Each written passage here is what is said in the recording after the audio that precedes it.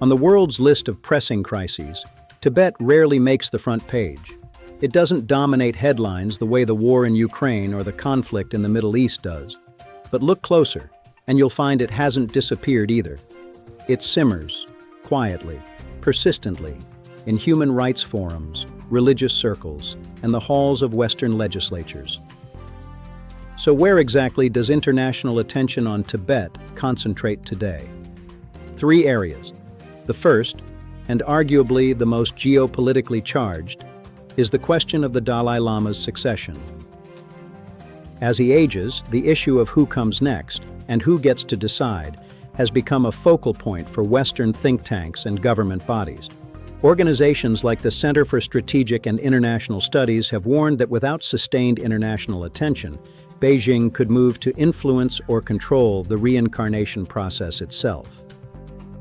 Meanwhile, the Tibetan exile government and sympathetic lawmakers abroad argue the opposite, that the authority to identify the next Dalai Lama should rest with the exile community alone, free from state interference.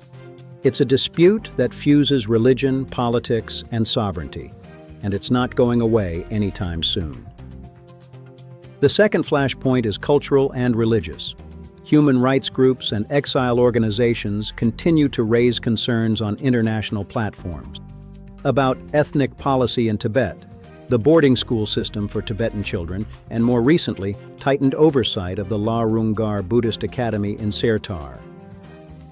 In Washington and other capitals, lawmakers periodically introduce bipartisan legislation on Tibet, framing the issue as one of cultural survival as much as human rights. The third dimension is strategic. Tibet often functions as a human rights card in the broader contest between Western powers and the PRC, but rhetoric and policy don't always align. Most Western governments officially recognize Tibet as part of the PRC in their formal diplomatic relations, even as they apply pressure over human rights, religious freedom, and regional stability. It's a balancing act, principle on one hand, pragmatism on the other. Taken together, the Tibet issue holds real moral and emotional resonance with Western media and publics, and its ties to religious succession give it staying power.